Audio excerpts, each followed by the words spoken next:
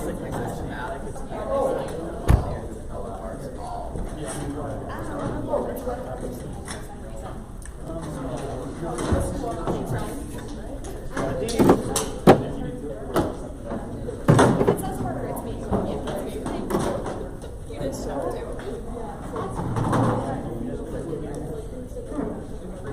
last meeting of the semester. That was actually fun.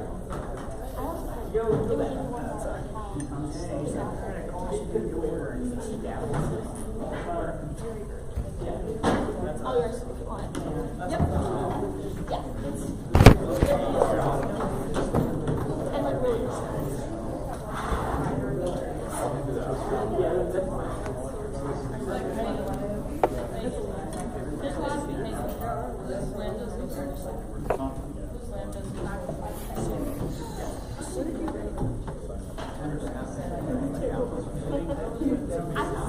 I said, you know, I said this. So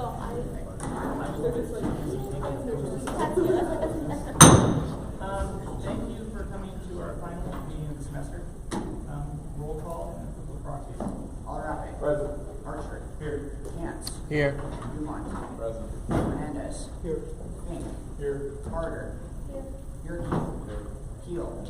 Here. Leonard. Lindworm. Here. Lockwood. Here. McCallum. Here. Knight. Here. Nedved. Here. Pilling. Here. Sadler. Here. Schock. Here. Seidman. Here. Smith. Here. Holm. Here. Twain. Presidents. Mead. Here. Winter. Here. We have one. Yay. Okay, so the agenda is posted right here. We have Dr. Rankin in-house tonight. And then we have the resolution that we did not finish from last week. All in favor of approving the agenda, say aye. Aye. All opposed. Okay, agenda approved. Minutes were sent out. Were there any minutes? I didn't see any. All in favor of approving the minutes that were sent out, say aye. Aye. All opposed? Minutes been approved. Open for guests, Dr. Rankin. You have the floor. You typically have your guests stand anywhere here. It's all mine, huh? Right? Apologize for the casual look today. We went up and visited Dakota Gold up in Lee today, and they took us out and saw one of the drill sites, so I kind of was covered in mud, and so I just thought a little bit on the casual side today. How many of you watched the governor's speech yesterday? Good, good. What did you hear for mines in there? It's not a test. It was requesting approval of $6 million for the public university for quantum computing. Yeah, quantum computing. So Dakota State, ourselves, USD and SDSU are all in on that one. We'll see where it goes. Obviously, we're already starting to teach quantum here on our campus, and the Board of Regents meeting next week, we actually have a certificate in quantum that will be up for approval. It's on the consent agenda, so hopefully that'll go through.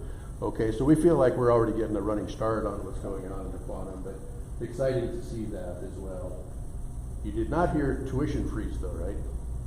She did not mention that, but we're understanding that both houses of the state legislature, that's one of their top priorities, is to pass a tuition freeze again for next year. So we'll see how that all goes. Obviously, as the governor talked, there's not as much money this year as there have been in past years, and so we'll see how that all goes. I know she talked about a 4% raise for state employees and teachers and things of that nature. I think a lot of folks were thinking it was going to be 3%, so we'll see if that goes all the way through, but I know she did announce 4. Mines Day at the Capitol is January 29th, and I think you got shed the day before that and on the 29th, so hopefully we'll see a lot of folks over at Pier. I know the legislators like to see everybody show up and students be there to talk to about the great things going on, so I encourage you to go if you've not had a chance to do that. So. Let's see. Lots of stuff going on with Mineral Industries. You know, we're getting closer. We still think October will be our ribbon cutting of next year, and so it's moving right along. Glad to see that.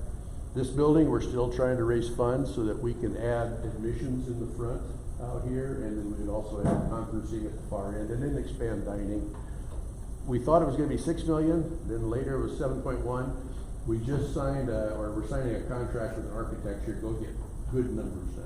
And so we're moving forward on what's gonna happen with Cervex. So lots of things in the hopper in terms of trying to raise money for buildings and facilities to make sure we've got things that look good, that are effective and moving forward. I'm trying to think. I was more going to open up the floor to questions. Anything in particular anybody has? Related to the Maryland District's building, I know last semester at SHED, one of our things was, we asked for more funding to finish that building. Did Yes. we receive that ever? We did. We got 19 million 2 years ago, and then we got 4.4 million this year. The foundation, Kara, they volunteered to raise $12 million. They've completed the 12, but they're continuing to raise money. The university's going to put in 3, and then we had to promise to take a loan out for 3.4 million. So the more money the foundation or Kara raises, the less we have to borrow. And so we think we're in good shape to get that all done. You may have heard me talk. I mean, the price of things nowadays. When we went 2 years ago, it got $19 million. That building was $377 a square foot. When we went back this January for the session at $655 a square foot. So think of that increase just in 2 years. Prices of building things are just so expensive right now. We still have to find $1 million to tear down the old MI. I know there's been some surveys. I'd really like to see grass and trees over there, make the quad be expanded. I know there's parking seems to be a popular one as well. I think at some point in the near future, once that's torn down, and near future being 3, 5, 10 years, who knows, there'll probably be a building in there. You know, I don't know what it would be, but I think that you'll probably see a building there replacing MI at some point in the future. How's Sodexo doing this year? Better?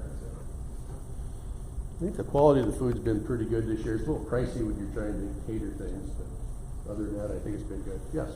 I have actually received a few complaints about food quality. There's still been apparently some issues with expired food and things of that nature. Okay. Do you know if that's being reported up the line? I don't know. Dr. DeLugos, have you heard that? I asked my leadership team that they sent me the information in the office Okay. tomorrow. I know up at Athletics, they've got that smoothie machine or something, and it's out of order, they've said more often than And the it's company, yeah, and I did hear from Louis on that today, the company is coming. And it sounds more, it's not actual, there's just some upkeep that maybe hasn't been done, so. Okay. We're gonna do that training, and so that should be running. Very good. smoother, this completion. Commencement a week from Saturday, I think. What did I see? 108 folks walking across the stage. I think we have 8 PhDs, and then breaking down in there the rest of it. Smaller class, because we've had some of the folks like mechanical engineering have gone to senior design only fall spring, so almost everybody graduates in the spring, so you'll see a big class in the spring that's going to graduate. Lynn Evans is the CEO of Black Hills Energies, our speaker, and will also get an honorary doctorate. And then Renita Bowman is also going to get an honorary doctorate. She's one of our alums, works for Burns and McDonnell down in the Kansas City area. I think, I don't remember exactly her title, but she's a VP level for a major construction company. So they'll be there. And I think Morgan is our student speaker, so. Anything, I appreciate y'all being here on Dead Day or whatever we call it nowadays, so, you know, yeah. Could you maybe just talk a little bit about if you've heard anything more on your level about cap increase that we're doing? We talked about that a little bit. We have every Monday we have what we call COPS, and it's the Council of Presidents and Superintendents, so the 6 presidents for the most part, with the Executive Director of the Board of Regents. And I think I heard the same thing from Dave Lucas that you probably heard when you talked to Heather Forney. I think all 6 campuses use GAF differently. So it's hard to come up with one argument to say we need to increase it. And we use it a lot for student orgs, and I'm hearing the other campuses don't use it for student orgs, they use it for other things. So I think continuing to get good data to move forward. But right now the regions are and even the legislature is very concerned about affordability. And so they're trying to keep the price flat. That's why we probably will have 4 years of tuition freeze, because they're trying to keep that the affordability. We would like to see a fee increase as well for student discipline fees. you know, so that lab supplies and beakers and all that other stuff, you know, with inflation, it keeps going up. So it'd be nice if we could get an increase. So we've been working with SDSU and their engineering school, trying to figure out how we can help cover some of those costs a little better. But I think, I'm not sure we'll see any fee increase this year, would be my guess, but I think it's a good thing to keep working on. We passed a stance recently talking about, not having, exams during or on the day of career fair. From your perspective, do you see any like substantial change with our stance on that? It's more than just the day, right? It's the day and then the It's follow-up the- interviews. yeah. So, I mean, I think that's a good request. I don't know how the faculty are gonna take it, but I think it makes sense to make that request, because, you know, we're really about careers and getting jobs and getting internships, so I think it's a valid request from my perspective. As far as like strategic plan moving forward, there's been some discussion of increasing, you know, enrollment in all levels, undergrad and graduate. I think there's been some concerns from undergraduate students about what would entice graduate students to come here with the current stipends that we pay. Yep. Has there been any thought about that on the administrative side? We're trying to increase, let me just go back into the strategic plan. We were above 2,800 students probably 5 years ago, 6 years, I think right before I got here, there was that. And then with the pandemic, we dropped down to just below 2,500. We actually had a goal of 3,150 in the last strategic plan, which we surveyed every department and said, how many students could you take without having to add more facilities and more classrooms? We added it all up and it came out to 3,150 would be a comfortable level. Well, obviously we went down during the pandemic, so we don't think in 5 years we can get that far, so we set a new goal of 2,850. And we still are looking at how we can bring in graduate students. One change that we made this last, I don't know if it was this year or last year, but it used to be that if you were a graduate student, you got a stipend for being a teaching assistant or a research assistant, but then we charged you tuition. And so now we've taken that away, so you don't have to pay tuition if you got an assistantship, but we've adjusted the stipend values lower to make up for that. And so we've got to go build that up. And so that's an area we need to really work on, is our stipends. Because we got a lot of research, we got a lot of ways to pay students to be involved with things, but if you're not offering a competitive wage or competitive stipend, you're not gonna get good students. I'm just a little confused, but it was my understanding we're kind of pushing our undergraduate housing, and I know we had to overfill last year, so how does increasing how many students we're taking work in hand with that? Yeah, it's kind of a balancing act right now, because when we first put that goal in place, we didn't have this housing crunch in Rapid City, so that you could go get a house or you could go get an apartment if you wanted to do that. And then last year, nobody could find housing if you came back looking for it. So as we see more apartment complexes being built around here and in the Innovation District, I think you're gonna see that continue to, more housing that will be available. I don't personally see us building any more residence halls. I think that what we have are almost 1,100 beds. It's probably about where we need to be for that freshman, sophomore level. But it's gonna really take some more housing to be built in this area. And I know Dean DeLugos is on the housing committee, and so that's an area they're talking about as well.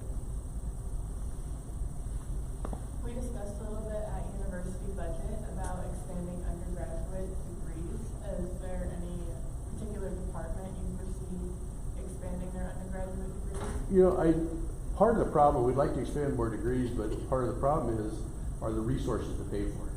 And so a lot of times when we expand, like in electrical, we added avionics, but we didn't really have to add faculty. We did add a lab. Mechanical engineering added aerospace engineering, but we didn't really have to add more faculty because we had people that could teach that. I think there are some specialties in like robotics that will come. I think there's some things like in the certificate in quantum that will come. I think we're missing some graduate level online. We probably should have an online master's degree in systems engineering that we don't have right now. Things that once you graduate, or anybody out in the workforce and your company is willing to pay you to get a graduate degree, you need to have access to those online classes. And you just well take them here versus someplace else. So I think that'll be an area we look at, but we have to be very careful how we add those. One area that is kind of interesting one that we debate about, like, if you look at Dakota State, they've got a degree in cyber and software engineering and cyber management. And they've made all these multiple programs. Each one's got a unique name. Well, I've even told the governor, we teach cybersecurity, we just call it computer science. Do we need to relabel some of our degrees so that they're better marketing, so people realize the specialties that you can get here? So we may end up doing some of that as well. Anything particular you think would make sense? We were just discussing some of the sciences department in our earlier meeting, but yeah, a little bit of renaming too. Right. Yeah, we did that a little bit. When I first got here, we had a degree in interdisciplinary sciences. And it was like, well, what does that mean? And so we changed it back into pre-professional health and atmospheric and environmental science, and then also in the science, technology, and society. So we broke those out into 3 separate ones so it'd be easier to market. I learned today that Colorado School of Mines has trademarked the name Mines. Has that impacted us? We talked to a patent attorney, a licensing attorney. Yeah. And because at first we thought, well, in fact, you probably saw an email come out that said we're going to stop using it. And the attorney said, don't stop using it, because if you stop using it, that just gives them a stronger case on why to keep it. So we will continue to use Mines here as well. It's almost like the third reference. The first reference is the full South Dakota School of Mines and Technology. And then after that, you might use South Dakota Mines or SDM. And then after that, you might just use Mines. So we're working on the branding. We actually have a study going on right now on marketing and communications. A company's coming in. In fact, you may get a survey here in the next couple of weeks. They're going to talk about branding, but the branding it's not so much the logo as it is how well do we tell our story of what you get at South Dakota Mines. And so we're working. In fact, I was just reviewing the survey earlier before I came over. But we're trying to make sure, how well do we market? How well do we tell people about the great degrees and career you can get if you come here? Along those lines, I am a BME major, and I have a lot of friends in the professional health major and the biology major, and we've expressed a lot of frustration that people, like employers and other internship opportunities and things along those lines, don't seem to know that we're here at Mines. We had a whopping 2 people who were legitimately interested in BMEs at the career fair this fall. So I don't, is there anything the university can do to better advertise? We're trying to push that. In fact, our university advisory board, we've talked about that a lot. We need to have more of the bio come back in. And then we've got a brand new, one of our alums just became on the university advisory board, and he's got a company that makes biomedical devices. And so we're going to tap him to help us out move forward. It's interesting because his degree is in metallurgical engineering, but he makes devices like you see in Medtronics and things for pacemakers and things of that nature. But we realize that we got to push harder on those degrees. Back to rebranding. So I know like Montana Tech used to be like Montana School of Mines. Do you see that happening to South Dakota School of Mines? That we would just go to that short That you name. just, if Colorado Mines kept pushing for it to stay Colorado Mines, would you ever switch to South Dakota Tech? No, I don't see that happening. And to tell you the truth, I would love that in South Dakota Tech. The problem is in South Dakota, we got those 4 technical colleges. And people would confuse us with the 2-year techs. If they change their name, I'd be all for it. I think it would make a lot of sense. But right now, it would be tough to do. I think we will continue to just use South Dakota Mines, South Dakota School of Mines. They can't, that's our registered name, so they can't take that away. It's just the word mines. And if you look at the trademark filing, it's only like for hats and coffee cups and things like that. That's all they trademarked it for. So it's not just a general use. But it's, and different things. I often ask people, maybe I've told this group before, but if you look at Iowa State, its official name, in fact, my diploma says Iowa State University of Science and Technology, but nobody uses that. They just use Iowa State for the call sign. So that's kind of what we've done with South Dakota Mines. That's just our shortened call name versus using the whole thing, which gets a little awkward. Any other questions? I don't want to keep you here till breakfast tonight. I guess, thank you very much, Dr. Rankin. All right, and anytime, I always like to try to get around to groups about once a semester, so if there's a time next semester that you want to get together, and other than that, if you see some of the legislature or any place else on campus you want to talk about, let me know. Thank you All very right. much again. Thank you. Have a good evening.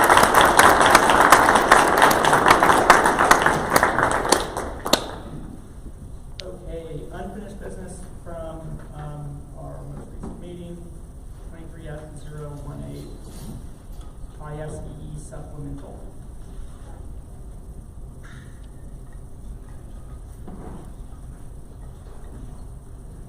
I read this last week. Any questions, comments? Any motions? Motion to vote. A second? Any? Roll call vote. Allerappe. Aye. Archer. Aye. Kent. Aye. Dumont. Nay. Fernandez. Aye. Fink. Aye. Harder. Aye. Yerke. Aye. Keel. Sorry. Aye. Lannery. Aye. Lindworm. Lockwood. Aye. Callum. Aye. Mink. Aye. Nedved. Aye. Pilling. Aye. Sadler. Aye. Schock. Aye. Seekman. Aye. Smith. Tome. Yes. Twing. Nay. Wee. Aye. Winter. Aye. Resolution passes. Open discussion, anything of note we can discuss as a group? Yes. So I've seen this complaint on the Snapchat stories, School Minds, but I also have had my personal constituents complaining about it, about people going to the iPad and the study rooms in the library at midnight and reserving every single time slot for a single study room. So I was wondering if, I've talked to some people and they said max a reasonable amount of time to reserve a study room throughout the day is probably 2 hours. So maybe if there's a way we could limit that to 2 time slots per person, because it was literally one person signed up for 6 or 7 hours of time in that study room. And I would think that if you're studying as a group, it wouldn't preclude somebody else in your group from scheduling after the fact. Yeah, So it wouldn't exactly. stop you if you have a group that need to use it. I think that's a totally reasonable thing. All right.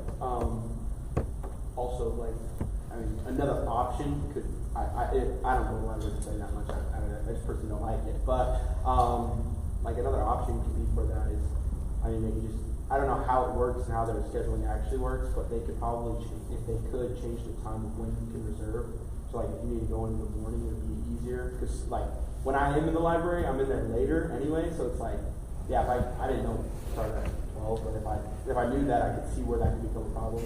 Or talking to the office ladies to see if there's a way they could just take the tablet down when they get there, put it up. That's not I don't think that's a crazy request, but that's something that if we can't troubleshoot it with just, people maxing it out in 2 hours, that something could work. Yeah, just off of that, I don't think, I think if you're determined enough to have a study room, it wouldn't matter what time. You had to come in and scan the QR code, or you can scan the QR code, and whatever time it resets, you just fill out the form then. But yeah, Heather's really nice with scheduling rooms and stuff on the iPad. I was down last week, early this week, but that is a 2-hour limit on that. Anything else? So just real quick, that's something the senator wants to visit with their staff about it. Joe or I to visit with Lisa about. If you got a contact, could you send an email? Would you be? Yeah, I can. Is it Lisa's job? I would send or, it. I would send it to you. Okay. Yep. Okay, yeah. And then if you need follow up, just Any other open discussion? Yes. There's more of a question for Director Headley. I know we talked previously about food kind of getting served very ungenerously. Is that something that has been discussed with The initial things that came out, we had a meeting and it was resolved. So there's other pieces. So basically, you can have as much as you want. You go back as many times as you want. So if they give you something and you want more,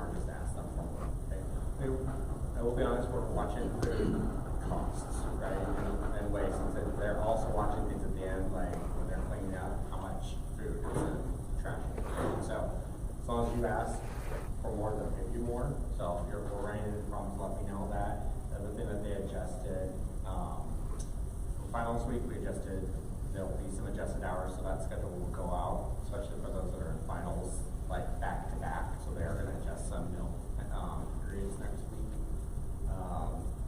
And then there was just one that didn't have, like that second, we had that idea of, oh gosh, I have seconds, so I have 15 minutes to eat. That's, again, you get as much as you want that one. So, from my standpoint, it was addressed unless there's other things on that.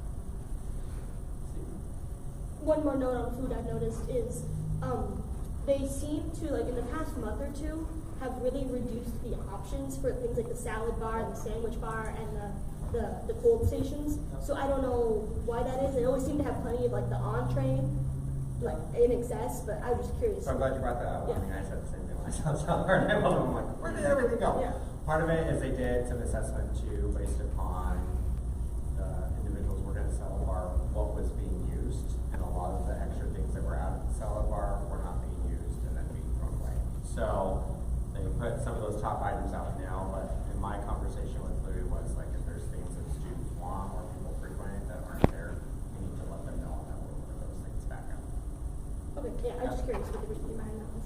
And then I've noticed some things too, like maybe some of the peppers or whatever, they tried to make sure that they're over at the actual state. So that you can kind of find things in other places too that they may need further opinions. But if you're anything specific that they need to add, just let me know. Or the food service folks. So now we get like a special days calendar for the 9th. I found it to be kind of inaccurate. Like, I know we had the Boba Day, and I'm like, oh, I didn't see this on the calendar, or like I go in for something and it wasn't there that day. So maybe.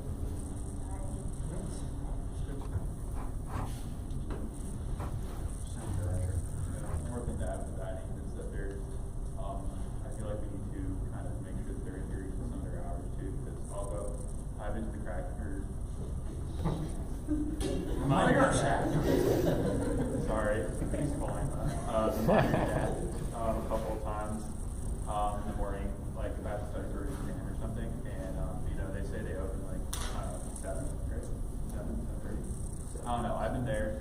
And some days they'll be open, and I'm used to being open right before I get to class and buy something, but then sometimes I'll get there and they're just closed, and I think that's what their state hours is like about 7:30 they open.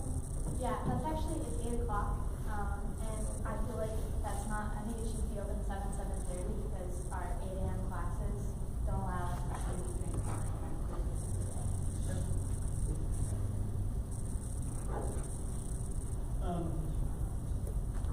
Do we have anything else food related?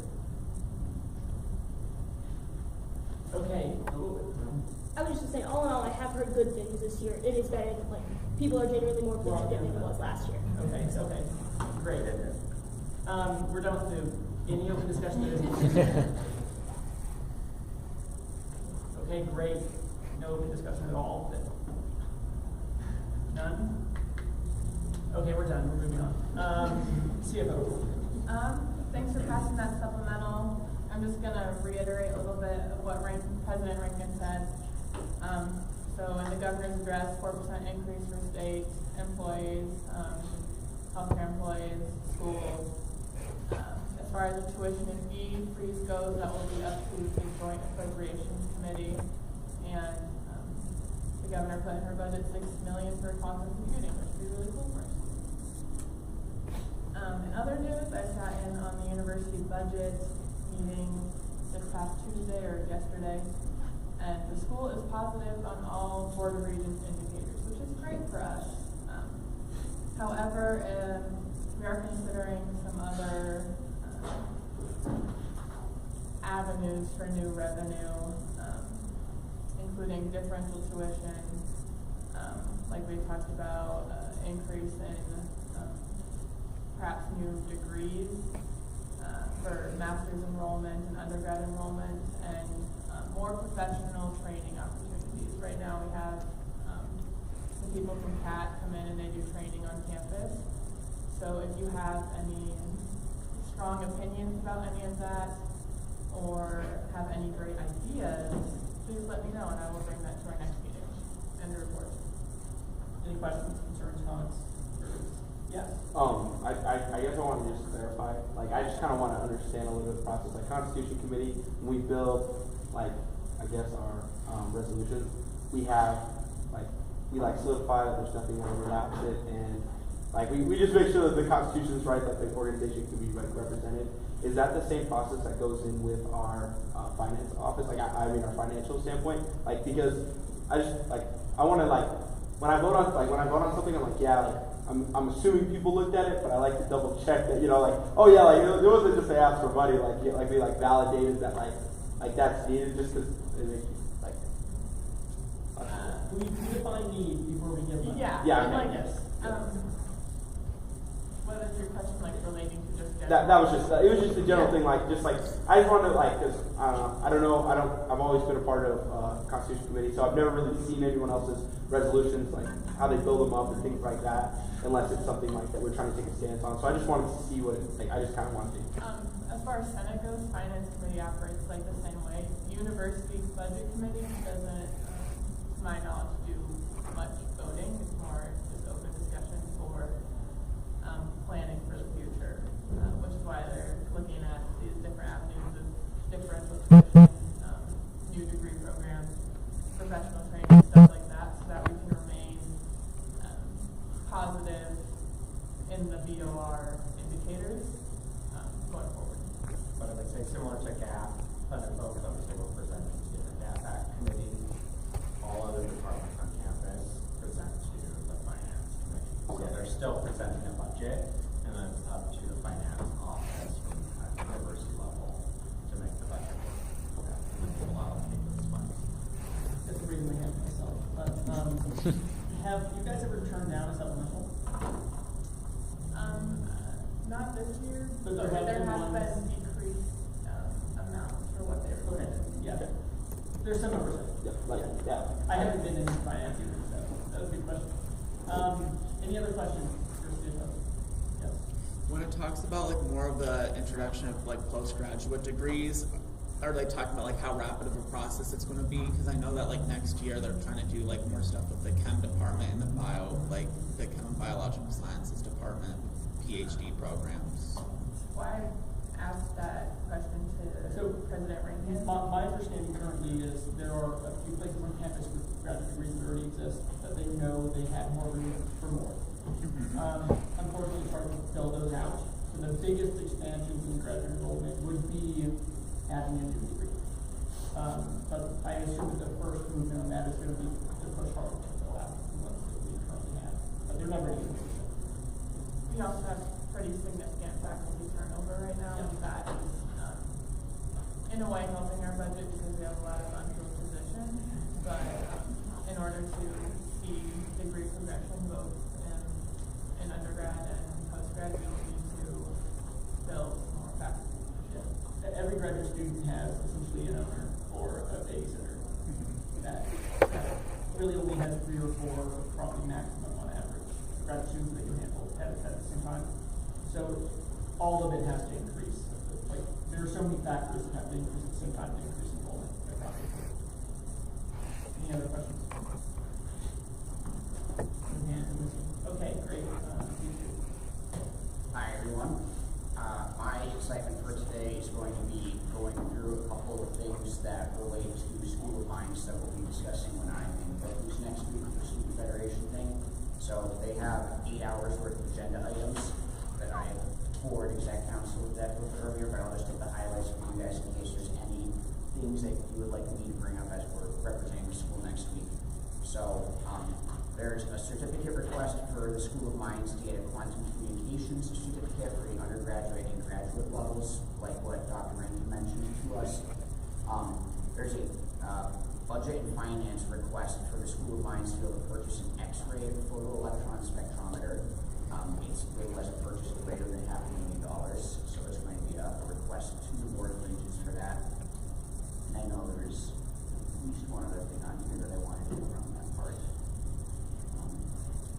This agenda instead for the Student Federation. We're going to be covering, I guess it seems that they've deemed that budgets for the individual universities are a big enough topic of discussion that they're actually going to be bringing Heather Fournier to give her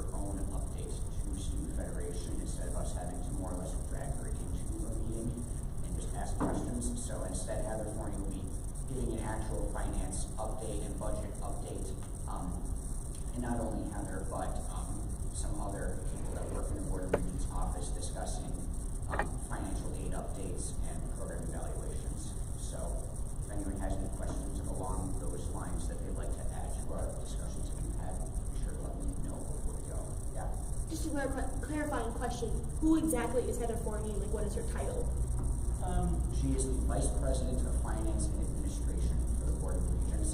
We have history with her working at this campus in the business office. She's the Vice President. The Vice President, yeah.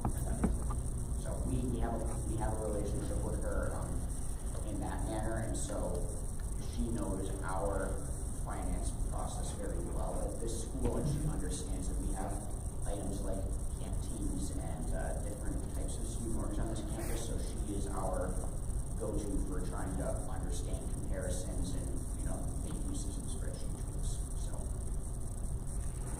and that is the end of my report. No hands. Okay, my report, I'm not gonna bore you guys. We met with Cam, start of the week. I think it was a good meeting. There's a lot of discussion that needs to continue as far as structuring that goes. I don't have any definitive updates on it, other than the fact that we haven't had any huge pushback from any party involved yet. If you guys have any questions, please, go ahead now. Good, no, nothing's changed. No hands, good. Okay, awesome. Moving on to international report. No report. Better report. No report. Graduate student report. Congratulate all of the graduating PhD students if you see them, and wish everyone else good luck in their defense. Non-title report. No report. Committee reports for Constitution. So I don't really have an update, but I do have a summary of what we did this semester. We added 6 new organizations. We deactivated 6 organizations. Good. And we received requests for about a half a dozen, so about 6 orgs, but did not follow through with those. Super good. We didn't add any net orgs.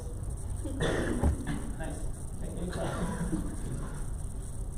Make sure you write down that adding orgs confidently. I already quoted on that in other context. Any questions for Constitution? None? Okay. PR. I have been slacking on the Senator of the Week, but this week our Senator of the Week is going to be Carson Lindworm. So he'll be featured on our socials. Congratulations to him. In the new year, PR is going to be hitting the ground running because we have org fair, which I'll be organizing that, and we'll be emailing you all for help with that. So keep your eyes peeled for that. It is the 11th, so the Thursday we get back. So it's going to be a quick turnaround. So please be available if you can. I understand it's first week back in classes is a lot. We have Shed, which we will be putting, and Minds Day, so we'll be putting together all the materials in conjunction with the rest of the committees to get all that put together for our tables that we'll have for handing out to senators and legislators and all that. And the rest of the committee chairs and I have been discussing we'd like to do, before we go to Shed, to have an official number backing our stance to increase GAF. We're going to try and see if we can't have a vote from the student body to say, hey, yes, this percent of the student body wants to increase. They agree with us, but we feel like that would be helpful. So I will be formulating a plan in conjunction with all the rest of the committees as well to advertise that vote, advertise why they should vote yes, and heavily involve athletics and student orgs and camp and all these people who are really affected by this increase. And that'll be coming up. We'll try and get that done before we go to Shed, so it's going to be another quick turnaround. So keep your eyes and ears peeled. I'll be bugging you a lot. Any questions? No hands? Okay, great. GR. So yeah, we're pretty much done with everything we can be done with this semester.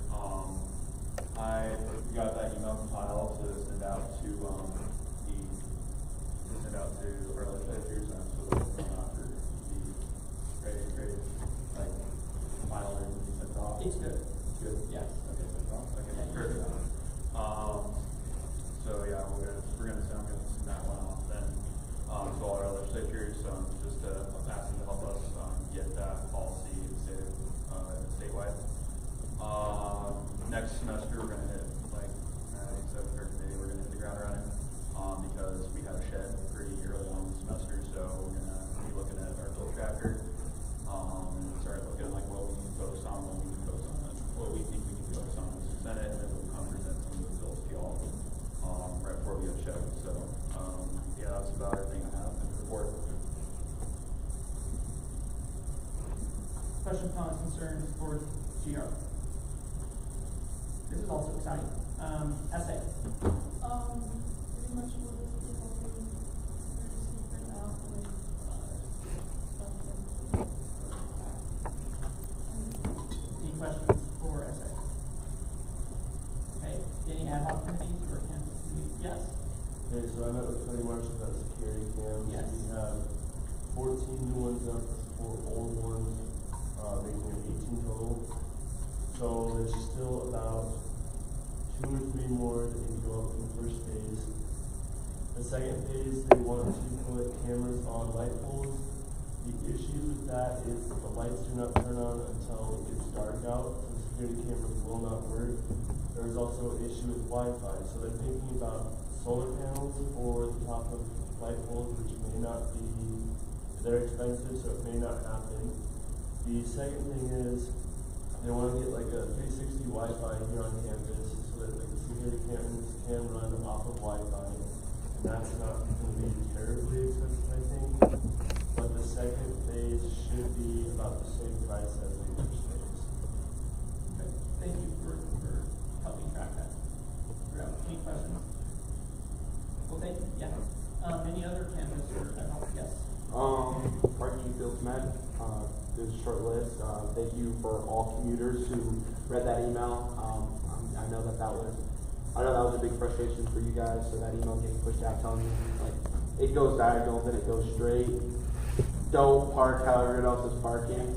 We only saw like 1 ticket that was like actually administered and like appealed for that. So it seems, and she said that it seems like they're not getting out as many tickets in that spot anymore. So way to listen. I'm sorry that that started at the beginning of the semester, but I'm glad that it got resolved.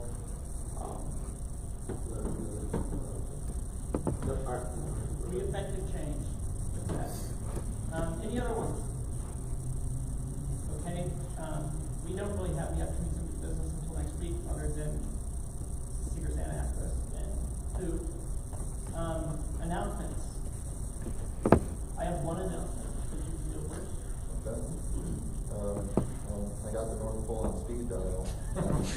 They have just informed me that there's currently measly 19 days until Christmas.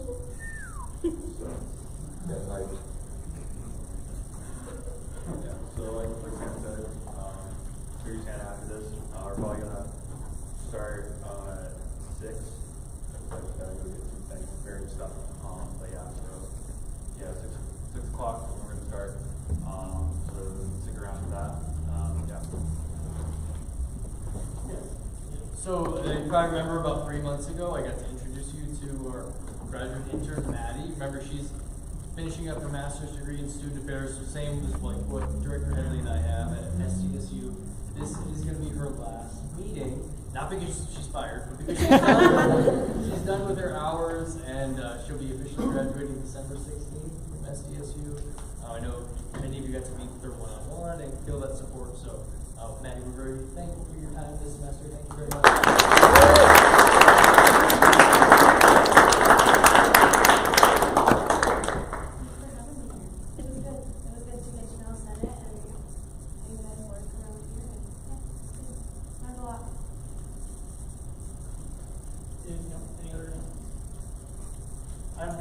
Yes.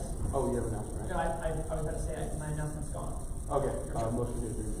Okay, all in favor of adjourning?